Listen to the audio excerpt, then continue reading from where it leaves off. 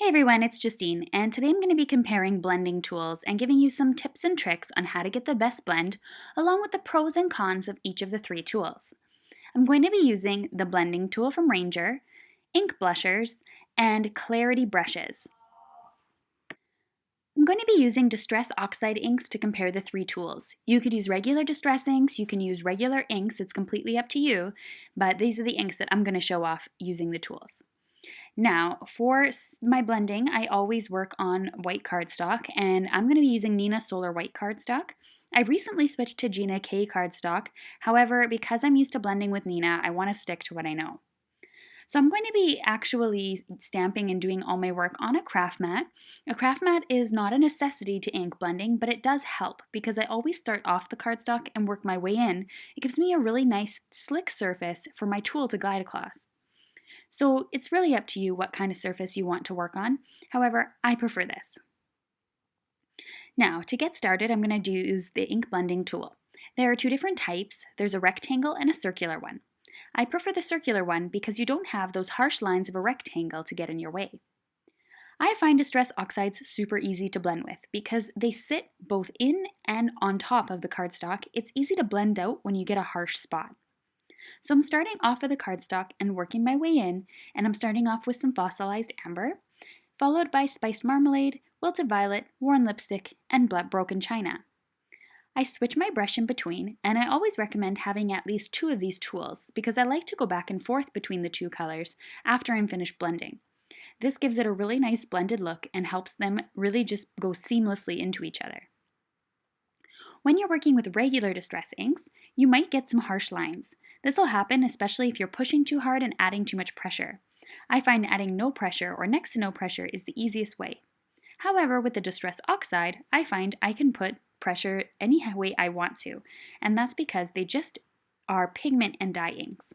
Regular Distress inks are dye inks, which means they seep into the paper and they stay there as is. The Oxides are a blend of dye and pigment inks, which means that while it seeps into the cardstock, a little bit stays on the surface, so it's still able to attain a change after you put it down. Now, as you can see, I did the worn lipstick and I went back in with the yellow to really get that nice blend. I think it's important to go back and forth between the colors, especially with the Oxide inks. I am going a little bit slower on this tutorial. I've only put you on double the speed, and the reason why is I want to be able to give you enough time to watch what I'm doing and not for it to be super crazy fast, since this video is dedicated to the technique of blending. So I'm just making this sort of tie-dye rainbow look for this one. The next two, I actually just created it in stripes and blended that way. So as you can see, I go back with the orange. Now normally orange and purple wouldn't blend nicely together, and as you see, it kind of just sits on top of each other, so it's not too bad. I like how the Oxide takes out the guesswork into what will blend and what won't blend together. Generally, everything turns out really okay, at least with the 12 color palette that's come out so far. So now I'm going in with the last color, and that's the Broken China. This one's one of my favorite colors out of the 12 inks. In all honesty, if I were to go back in time, I probably wouldn't have purchased the entire set of Oxides. I probably would have left out the brown colors because I rarely use them. So think about that. Do I really need the whole set, or is it okay to just invest in a few colors? I know these are going to be the colors that I use the most. So that's why I decided to use them in the video. Now that that's all finished, you can see how much of a blend it makes. The yellow and the orange and the pink blend seamlessly into each other. The blue and the purple blend nicely as well, however they're not as seamless. And that's how it works with the blending tool. Generally, I can get a pretty seamless look. I'm just going to squirt some water in my hand and flick it onto the paper. You can see how much the water just makes it wick out. You don't want to let the water sit on there for too long though, because you don't want it to warp your cardstock. So I'm just going to take this off and clean up my area and move on to the next tool, and I'll give you my tips and tricks on using that. At the very end of the video, I'll also tell you which one is my favorite. The next one I'm going to be comparing are the clarity brushes. These are really fun and they became really popular a couple of years ago, and to me these are the easiest form of blending a color because all you need to do is just go back and forth with the brush. Anybody who can flick a paintbrush up and down can do this technique. Now for this one, however, you aren't going to get as vibrant of a look as the blending tools. It takes a longer time to build up the color. However, the chance of errors or getting really pooled looks of inks, you could say, are very minimal. So I'm just going back and forth and I'm picking up ink with my brush. It's really easy, really quick, and the size of the brushes doesn't really matter. So I'm going to use all 4 of these, and the cleanup process is actually really easy as well. So with the blending tool, I have a foam for each one of my colors. I don't have a blending tool for each one of my colors. That's always been a dream of mine, but to me I just have better things to invest in. For the clarity brushes, to clean them, you could either have a brush for each color, one for yellow, one for orange, one for pink, one for blue, or you can simply wash them. And all I do to wash them is grab a baby wipe and just go through the bristles and kind of go back and forth like I'm doing right now with the bristles until there's no more ink coming through. Very, very easy to wash and limited drying time. I'm doing the same thing as I did with the last one. I'm going back with the previous color in order to get that nice blend. Also, the bigger the brush, the less time I have to spend blending because it picks up more ink and covers a bigger space. I really like working with the third and the fourth and the biggest size of the clarity brushes. As you can see though, it is a very faded look and it would probably take a really long time to build up a color like using the blending tool. So this creates its whole own unique look, and as I said, it's probably the easiest technique.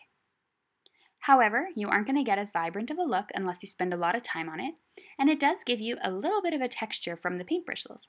This is actually a really nice look in my opinion. So it really is just matters what look you're going for and how you like to do this and how you feel about blending. So as you can see, I just simply go back and forth with the brush and it's simple as that. Tonic also has brushes that are out and they're quite a significantly cheaper version than these, although I found the clarity brushes quite reasonable considering they're so large and such a good quality. The tonic ones, however, lose the bristles unfortunately, and that's why I'm not showing them on today's video. You kind of get what you pay for. So I'm going in with the Wilted Violet now, and as you can see I go back and forth between the pink, and then the last one I'm going to do is the blue. I think it looks really, really great the way it is. It blends nicely together, and everything sits nicely on the card. It gives it that nice sort of rainbow ombre effect, and I think the colors, like the purple and the blue and the pink, blend better when using the clarity brushes than it did with the stamping tool. But that's just my opinion. So once I was all finished here, you can see that it's all said and done, but it's more of a paler look. I'm going to do the same thing and add a little bit of water so that the water and will repel the the ink will repel the water. I'm going to clean up all my brushes and move on to the next one. The last tool I'm going to be using is an ink blusher. Generally, they're also the same as makeup sponges. So these ones here pick up the ink, and I think they pick up way more ink than the blending tool and the clarity brush. So you get a very vibrant and a lot of ink onto your paper with less dunking and less going back and forth, in my opinion. However, I do find that when I'm pushing and adding pressure, I am getting that circular line onto my paper. So I am assuming that if I were to use these with regular distress, that I would see those lines quite vibrantly. Because I'm using the oxides, I'm able to go back and forth and I'm able to kind of squiggle out those lines. In my opinion, when it was finished drying, I actually liked the look of these ones the best. However, while I was doing it, I didn't like it at all because I could see all that texture. Again, it really just depends on the look that you're going for and exactly what you want on your blended background. So again, these pick up more color, very, very vibrant, very easy to use, very inexpensive in comparison to investing in all the sponges for your just stamping tool or investing in the big clarity brushes. However, you do get that sort of strange circular tone look.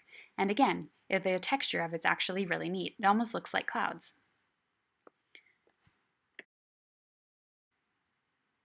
So I'm just going to go through and finish these, and I'm going to let you know about which one is my favorite to use. The one I use the most often is the stamping blending. The blending tool from Ranger is really great, especially when you use the circular brushes. However, I do know that practice makes perfect when it comes to that tool, and unfortunately, a lot of people get really frustrated and want that wow result the first time they use them. I do have to say that I did practice, and I have practiced a lot, as you can see on my channel, and generally blending is something that does take a little bit of time to learn how to do.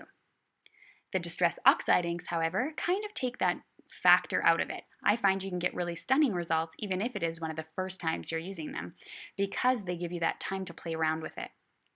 So overall, my general review is the fact that depending on what you're going for and the look you're going for, it's going to depend which tool is your favorite. When it comes to regular distress inks, I like the clarity brushes because it gives you sort of that really easy blend without needing to practice a lot. When it comes to the Distress Oxides, I prefer the sponge actually. I think that dreamy sort of cloud look was really fun. But overall, my general go-to tool has always been the stamping tool because I think it's the easiest. So let's have another look at them. We have the clarity brushes, the sponges, and then we have the stamping tool, or the blending tool rather. Now I wanted to personally change all of these into cards. So you can see here I have the clarity brushes, then I have the ink blushers, then I have the blending tool, all as a different look.